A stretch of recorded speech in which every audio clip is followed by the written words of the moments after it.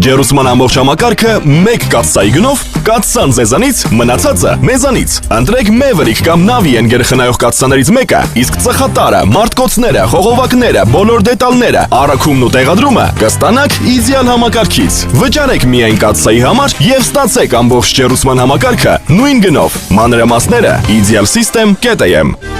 Իդեալ համակարգ 29 տարի դեպի կատարելություն։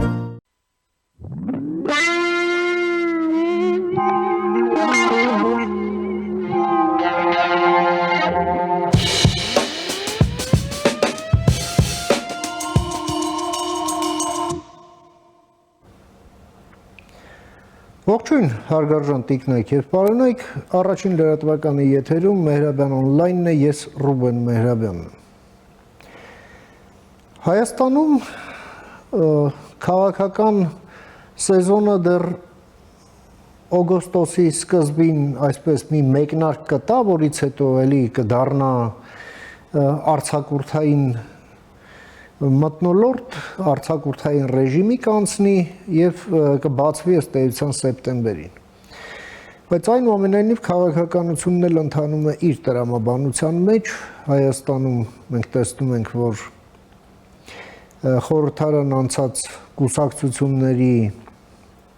առաջնորդությունների նկատմամբ ավելի վաղ հարուցած քրեական գործերն են բավականին ակտիվ ընթացքի մեջ, ձերբակալություններ եւ կալանավորումներ են տեղի ունենում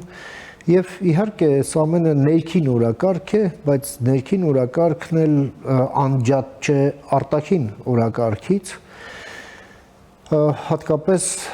այն մասով, որ մասով դա վերաբերվում է Հայաստան-Ռուսաստան հարաբերություններին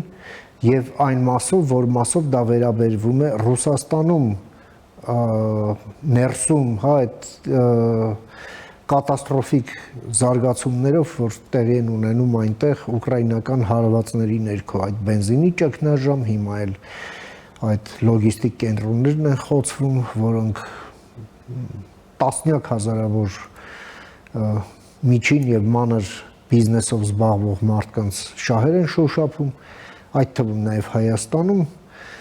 փորձ ենք հասկանալ եւ այդ նպատակով ես մի հարգարժան հյուր եմ հրավիրել մեր տաղավար տեսակապով, մեր հյուրն է քաղաքական վերլուծաբան Բորիս Նավասարդյանը։ Բարև եք եկել, պարոն Նավասարդյան, ուրախ եմ ձեզ նորից տեսնել, շնորհակալ եմ հրավերս ընդունելու համար։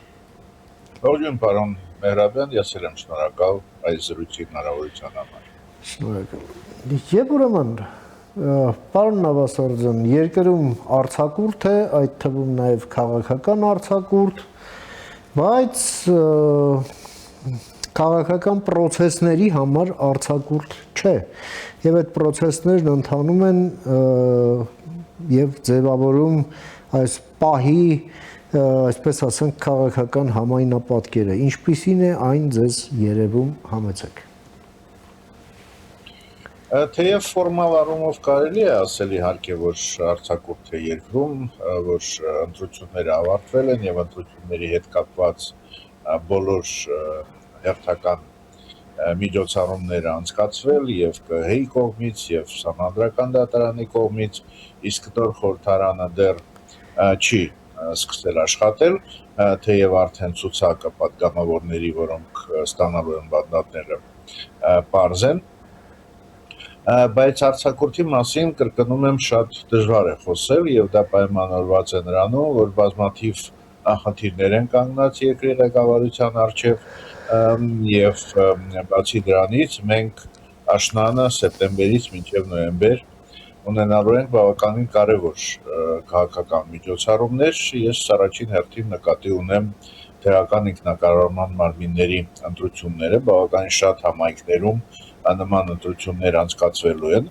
եւ մենք հասկանում ենք, որ ժողովրդավարությունը ինքը չի կարող լինել առանց տեղական ինքնակառավարման եւ այն կառույցները, այն մարմինները, որոնք ձևավորվելու են, այն համայնքների ղեկավարները, որոնք ընտրվելու են եւ ավականիրները, շատ մեծ ազդեցություն են ունենալու տարբեր խնդիրների լուծման համար եւ ակնհայտ է, որ բոլոր քաղաքական ուժերը պատրաստվում են այդ միջոցառումներին։ Ես չեմ բացառում, որ հենց դրանով է նաեւ պայմանավորված այն լարվածությունը, որ կա նաեւ իրավապահման մարմինների աշխատանքում, այսինքն եւ անդիմադիր ճամբարի առաջնորդների նկատմամբ այդ միջոցառումները, որոնք անցկացվում են եւ քրեական գործեր եւ այլն, այսինքն դա ինչ որտեղ պատասխան է այն հնարավոր գործողությունների, որոնց ականատեսն ենք դառնալու որոշ անդիմադիր կուսակցությունների կողմից թիմ ընտրությունների ընթացքում եւ բնականաբար նաեւ այդ նույն անդիմադիր դաշտի ներկայացուցիչները արդեն այսօր սկսել են նախընտրական արշավը մենք տեսնում ենք ինչպիսի խոստումներ են հնչում տարբեր համայնքների ներկայացուցիչների կողմից այսինքն հաշվի առնելով որ կա նաեւ Ռուսաստանի կողմից այդ տնտեսական պատժամիջոցները այլ կերպ այդ որոշումները հնարավոր չի կոչել հենց հիմնական գյուղական համայնքների համար դրանք մեծ նշանակություն կարող են ունենալ եւ դա լրացուցիչ շանս է ընդդիմադիր դաշտի համար իրականացնել այն ինչ չհաջողվեց կամ քիչ հաջողվեց համապետական ընտրությունների ժամանակ մի խոսքով արդեն այսօր մենք կարող ենք նշել որ բավականին լարված քաղաքական միջավայր է ձևավորվել Հայաստանում եւ այդ լարվածությունը բնականաբար սեպտեմբերից ուժեղանա Պարոն Նավասարդյան, այս ամենը, ինչպես ասացի, ներդաշնակ է նաև մեր արտաքին օրակարգի հետ։ Ի վերջո մենք հիշում ենք Հիկմետ Հաջիևի հարցազրույցը Reuters-ին եւ այնտեղ անդրադարձ կար նաև Հայաստանի հետ հարաբերություններին Ինչպես եք այդ փոխկապակցվածությունը, այդ կոռելացիան տեսնում ներքին եւ արտաքին օրակարգերի այս ընթացիկ փուլում համեցեք Ես նշեցի մեր ներքին քաղաքական օրակարգի մեկ հարցը, բայց կա նաեւ երկրորդ հարցը, այն կապված է սահմանադրության բարեփոխումների հետ Մենք լսել ենք Նիկոլ Փաշինյանի հայտարարությունը, որ մինչև տարվա վերջ կհրապարակվի նաև նախագծի նոր սահմանադրության նախագծի տեքստը։ Հիշեցնեմ, որ նման հայտարարություն մենք լսել ենք նաև տարվա սկզբին, որ մարտին կհրապարակվի, սակայն դա տեղի չունեցավ եւ դա վկայում է նրա մասին, որ գործընթացը տեքստի վրա աշխատելու բավականին բարդ է ընթանում եւ դա ինչպես ներքին, այդպես էլ արտաքին քաղաքական օրակարգերի հետևանք է այս ամենը եւ դուք հիշատակեցիք Հիկմետ Հաջիևի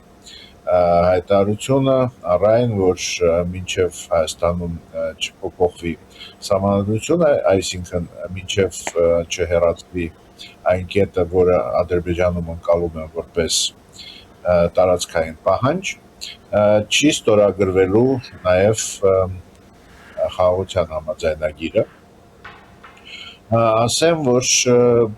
դա բավականին կտրուկ հայտարարություն կարելի է համարել, քանի որ նախորդ ամիսների ընթացքում գոնե Ադրբեջանի փորձագիտական դաշտի ներկայացուցիչների կողմից որոնց դժվար է կասկածել որպես անձանց ովքեր հակասություններ ունեն իշխանությունների հետ ճում էին տարբերակներ որ միգուցե անգամ առանց սահմանադրության փոփոխության Հայաստանի կարող է ստորագրվել համաձայնագիրը այսինքն դրա համար բավարար կլինեն ընտրությունների արդյունքները եւ քաղաքացիական պայմանագրի կողմից իշխանության պահպանումը Եվ միայն վավերացումը համաձայնագրի կպահանջի նաև սահմանադրական փոփոխություն։ Սակայն տեսնում ենք, որ այդպես չէ եւ կարծում եմ Հիկմետ Հաջիևի հայտարարությունը այլևս վերջնական է եւ այն փոփոխության չի ենթարկվի եւ դա նշանակում է, որ նաև խաղաղության համաձայնագրի ստորագրումը հետաձգվում է անորոշ ժամանակով մենք դեռ պետք է սպասենք ուրեմն տարվա վերջում տեքստի հրապարակումը դրա շուրջ պետք է լինեն բավականին լուրջ քննարկումներ Հայաստանում, քանի որ խնդիրը ոչ միայն նախաբանի մեջ է, որտեղ ակնկալում են ություններ, այլ նաև բազմաթիվ այլ դրույթների, Այո, որոնց վերաբերյալ կա լուրջ քննադատություն, այսինքն մեր այսօր գործող սահմանադրությունը ունի, ես կասեի, երկու խնդիրներ մեր ներքին հանրային կյանքի տեսակետից, առաջինը դա սահմանադրությունների փոփոխությունների լեգիտիմությունն է, ես կարծում եմ բոլոր ողջամիտ եւ իրավիճակին ծանոթ մարդիկ չեն կասկածում, որ եւ 2005-ի եւ 2015-ի հանրակրվեները բավարար չափով մասնակիցներ չեն վերկողներ չեն ունեցել եւ դա սահմանադրության լեգիտիմության առումով բավականին լուրջ հարց է, քանի որ սահմանադրությունը դա անգամ սահմանադրական հանրակրվեն դա անգամ ընտրություն չէ, այն չի նշանակում, որ մի քաղաքական ճամբարը հաղթում է մյուսին։ Դա նշանակում է, որ հանրության շրջանում կա որոշակի բավականին լայն կոնսենսուս հիմնական օրենքի վերաբերյալ եւ եթե այդ կոնսենսուսը չի ամրապնդվում անհրաժեշտ քվորումով, որը նախատեսված է օրենսդրությամբ, ուրեմն ամբողջ սահմանադրությունը լեգիտիմության տեսակետից խնդիր ունի եւ այդ խնդիրը պետք է հաղթահարվի նաեւ նոր սահմանադրական հանրակրվեով։ Եվ երկրորդ հարթությունը խնդրի դա նա է, որ բազմաթիվ շատ դրույթներ սահմանադրության չեն ապահովում պետության համար, ժողովրդավարական պետության համար անհրաժեշտ երաշխիքներ եւ անհրաժեշտ ինստիտուտների արդյունավետ գործունեություն։ Եվ այդ առումով նաեւ սահմանադրության նախագծի բովանդակության վերաբերյալ պետք է լինի բավականին լուրջ մոտեցում եւ փորձագետների կողմից եւ քաղաքասարակության կողմից եւ քաղաքական ուժերի կողմից եւ բնականաբար դա բավականին երկար եւ բարդ գործընթաց պետք է որ լինի, քանի որ եթե անլուրջ վերաբերմունք լինի նաեւ այդ ներքին սպառման համար կարևոր խնդիրների նկատմամբ եւ կենտրոնացումը լինի միայն այն նախաբանի վերաբերյալ, որը Ադրբեջանի կողմից այդպես քննադատության է ենթարկվում, մենք դրանով միայն կապացուցենք, որ սահմանադրությունը փոխում ենք արտաքին ճնշման ներքո, այլ ոչ թե ներքին պահանջի։ Ներքո այն դեպքում, որ կա առաջին հերթին հենց ներքին պահանջ եւ դա բնականաբար շատ կարեւոր է դարձնում ամբողջ գործընթացը։ Դա կրկնում եմ, դա միացնում է արտաքին օրակարգը քաղաքական եւ ներքին քաղաքական օրակարգը։ Եվս մի իմ կարծիքով մի կապող օղակ կա ներքին եւ արտաքին օրակարգերի, դա Հայաստան-Ռուսաստան հարաբերություններն են, որ թվում է թե արտաքին քաղաքականության հարց է, բայց դա հստակ ներքին չափում ունի։ Դա այն է, որ ըստ էության Հայաստանում գործում է ռուսական կուսակցություն Ռուսաստանի աննորմալ ներկայության պահպանման պայմաններում։ Եվ մյուս կողմից էլ Ռուսաստանն ըստ էության թշնամական գործողություններ է իրականացնում Հայաստանի դեմ։ Ապրանքային էմբարգո է մտցրել հայկական արտահանման նկատմամբ, հայկական բեռների, արտահանվող բեռների տարանցման արգելք է ուրեմն հայտարարել եւ հետն էլ իհարկե այդ թունավոր պրոպագանդան էլ շարունակում է ընդ որում թե հենց իր տարածքից թե Հայաստանի ներսում մենք տեսնում ենք այդ այսպես կոչված լրատվամիջոցների մի ողջ ցանց, որ շատ հստակ աշխատում է պետության շահերի դեմ։ Ընդ որում սպասարկելով պետության շահերի հաշվին Ռուսաստանի շահերը, պարոն Նավասարդյան։ Եվ ահա մենք տեսնում ենք նաև դատական գործեր միանգամայն այլ կրիմինալ հոդվածներով անձանց դեմ, ովքեր այդ ցանցի առանցքային ֆիգուրներ են, հա։ Միանգամայն համակային եմ, այո։ Այո։ Միանգամայն համաձայն եմ, որ Ռուսաստանի վերաբերմունքը Հայաստանի նկատմամբ եւ Ռուսաստանի կողմից կիրառվող ճնշման մեխանիզմները դրանք կապում են արտաքին քաղաքական վեկտորները ներքին քաղաքական օրակարգերի հետ։ Ես շատ կարճ կուզենայի անդրադառնալ ինչու է Ռուսաստանը այդքան կենտրոնացած Հայաստանի վրա։ Իմ գնահատմամբ դա պայմանավորված է Ռուսաստանի այսպես ջանքերով պահպանել իր դիրքերը Հարավային Կովկասում եւ դրա համար Ռուսաստանին անհրաժեշտ է ունենալ ինչ որ հենարան այս տարածաշրջանում։ Եվ երեք երկրներից կարծես թե Ռուսաստանը որպես հեռանկարային հենարան ամեն դեպքում շարունակում է դիտարկել Հայաստանը։ Դա պայմանավորված է նրանով, որ Ադրբեջանը բավականին կարողացել է անկախ քաղաքականություն իրականացնել նաև Ռուսաստանի հետ հարաբերություններում եւ դրա իմ գնահատմամբ լավագույն ապացույցը նա է, որ Ադրբեջանին Ռուսաստանը չկարողացավ օգտագործել մեր խորհրդանական ընտրությունների համատեքստում։ Մենք շատ լավ գիտակցում ենք, որ ցանկացած գործողություն հայ-ադրբեջանական սահմանում եթե նման ցանկություն Ռուսաստանի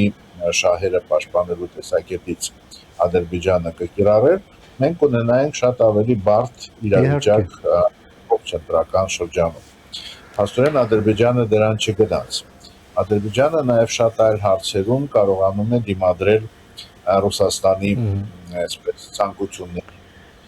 Թեև մենք վերջի շաբաթների ընթացքում լսում ենք հավաստումներ, որ Բաքուն եւ Մոսկվան շարունակում են ռազմավարական մակարդակի հարաբերությունների զարգացումը, սակայն այդ հարաբերությունները ամեն դեպքում հավասարի հետ հարաբերություններ են մնում եւ դա այն նվաճումն է, որքան էլ մեզ համար դա տհաճ լինի, պետք է ընդունենք, որ դրան Բաքուն կարողացել է հասնել եւ Ռուսաստանը կարծում եմ շատ մեծ դժվարություններ կունենա, եթե պահպանում է ցանկություն Ադրբեջանին օգտագործել ինչ որ աշխարհակաղակական խաղերում։ Այնպես որ Ադրբեջանը որպես տեխնացու հենարան ծառայելու համար Ռուսաստանի Հարավային Կովկասում չի կարող լրջորեն դիտարկվել։ Վրաստանի հետ կապված շատ են խոսակցությունները, որ Վրաստանի ներկայ իշխանությունները փորձում են շատ հարցերում համագործակցել, եթե անգամ չհանդիսանալ գործակալներ Ռուսաստանի, այդպիսի դու գիտեք կարծիքներ են հնչում, սակայն հակասությունները Ռուսաստանի եւ Վրաստանի միջև այնքան խորն են, որ հույս ունենալ, որ Վրաստանը կարող է իր նշած հենարանը ծառայել Ռուսաստանի համար, այդպիսի ակնկալիքները կարծում եմ լուրջ հիմքեր չունեն, մանավանդ որ հասունանում է կարծես թե եւս մեկ կոնֆլիկտ Մոսկվայի եւ Թբիլիսիի միջև եւ այն կապված է հյուսային եւ հարավային Օսեթիաների միավորման կամ հարավային Օսեթիան որպես Ռուսաստանի ֆեդերալ սուբյեկտ ճանաչելու հետ բնական է դա արդեն կլինի Ռուսաստանի կողմից հերթական անեքսիայի դրսևորում եւ դա որքան էլ զգուշավոր են Թբիլիսիի ներկայ իշխանությունները Ռուսաստանի հետ հարաբերություններում, դա անգամ իրենց համար ընդունելի չի կարող լինել եւ անգամ եթե մտքներում այդպիսի հաշտեցման հեռանկար տեսնում են, դա բոլորովին չի կարող ընդունվել Վրաստանի հանրության կողմից, այսինքն դա բացառված է եւ Ռուսաստանը կարծում եմ դա էլ է հասկանում եւ դա է պատճառը ինչու շարունակում է դիտարկել որպես իր հիմնական հույս տարածաշրջանում գերիշխող դիրքերը պահպանելու համար Հայաստանը եւ գործադրում է բոլոր հնարավոր ճնշումների գործիքները Հայաստանին այդ կարգավիճակում պահելու համար եւ դա անում է բնականաբար ոչ թե Հայաստանի նկատմամբ ագրեսիվ գործողություններ կիրառելու ուղիղ ագրեսիվ գործողություններ, ինչպես դա տեղի ունենում, ասենք Ուկրաինայում, բայց փորձում է ներքին քաղաքական իրադարձությունները օգտագործելով Հայաստանի հասնել իր նպատակին եւ ես արդեն հիշատակեցի գալիք տեղական ինքնակառավարման մարմինների ընտրությունները, որտեղ այն քաղաքական ուժերը, որոնք դիտարկում են Ռուսաստանը որպես այլընտրանք չունեցող գործընկեր կամ դաշնակից Հայաստանի համար,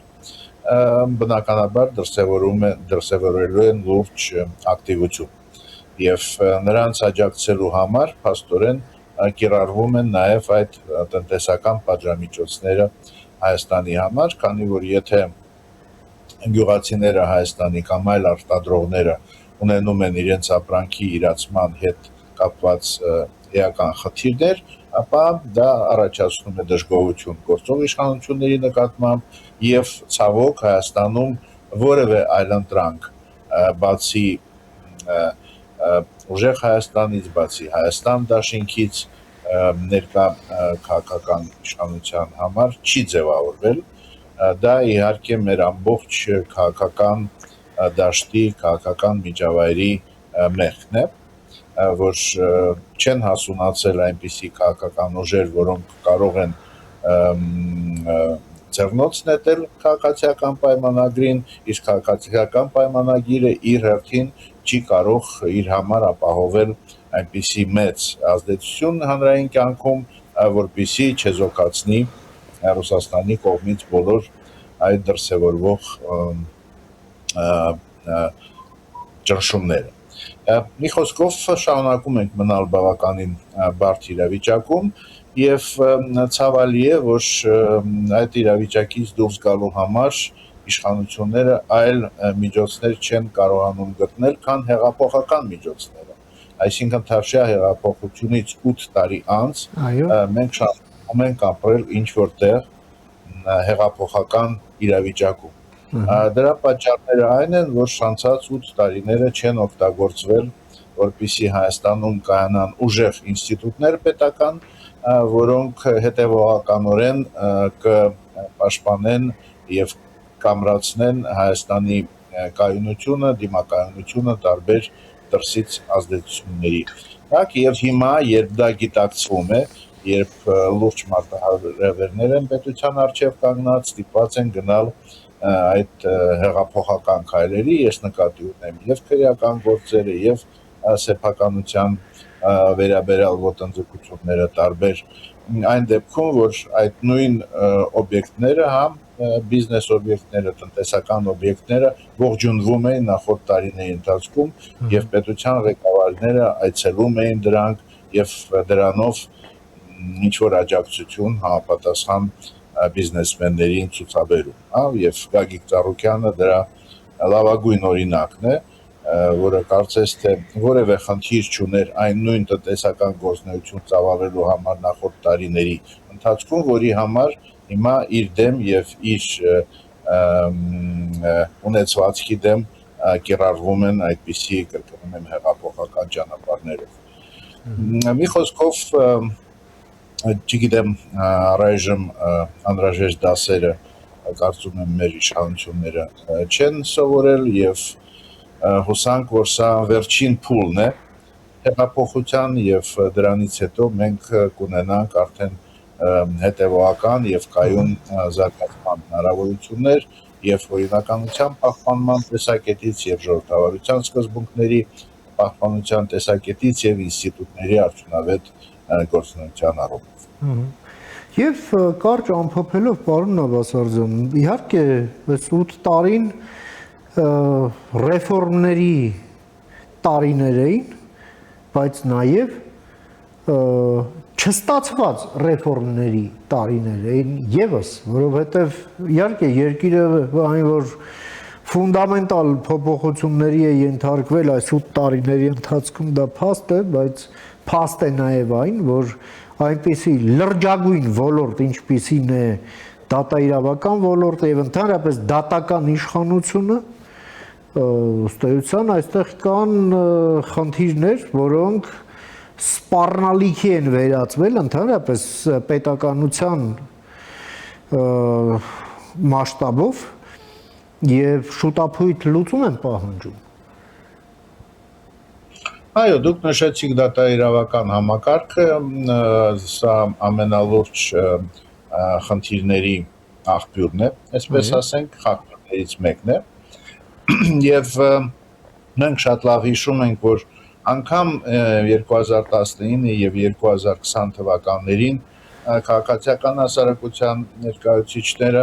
ինչպիսի դժգոհություն էին հայտնում շատ նշանակումների վերաբերյալ, որոնք դատական իշխանության շրջանակներում տեղի ունենում, եւ այն ժամանակ արդեն մտահոգություն էր հայտնվում առայլ, որ ինչպես կարելի է հույս ունենալ դատաիրավական ոլորտի բարեփոխումների նկատմամբ, եթե նման կադրային քաղաքականություն է իրականացվում, եւ հիմա մենք կրկին այդ իրավիճակային եւ ոչ արդյունավետ որոշումներից եւ նշանակումներից հետո լսում ենք երկրի առաջին դեմքի կողմից դժգոհություններ դատական իշխանությունների նկատմամբ, բայց չէ որ այդ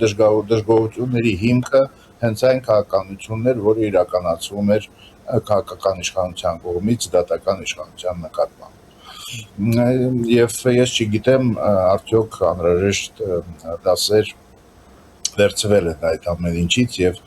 մենք այլևս նույնը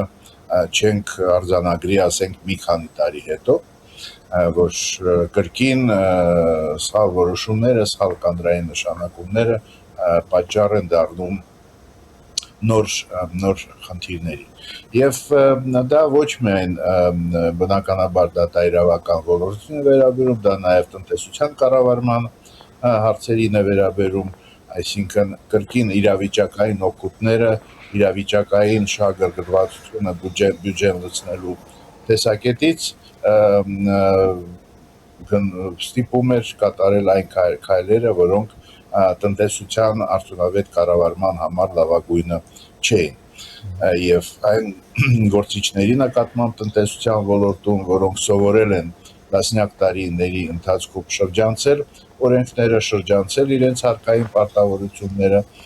կարողանում էին ծաղկել եւ շարունակել գործունեությունը նաեւ վերջին տարիների ընթացքում։ Հիմա դրա պտուղները մենք խաղում ենք եւ կրկնում եմ ստիպված է իշխանությունը դիմել նորից հեղափոխական միջոցների, որոնք մենք շատ լավ հասկանում ենք ինստիտուտների ամրապնդման համար լավագույն միջավայրը չէ։ Շատ շնորհակալ եմ, պարոն Նավասարդյան, ձեր այս շատ կարևոր դիտարկումները եւ գնահատականները մեր հեռուստադիտողին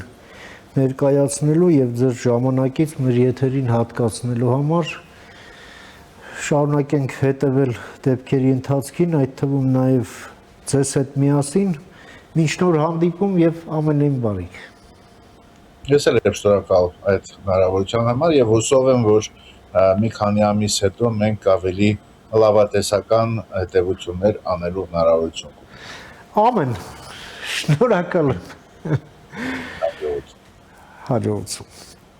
Ամենք զրուցեցինք մեր գործընկեր քաղաքական վերլուծաբան Բորիս Նավասարդյանի հետ, լսեցինք իր դիտարկումները կապված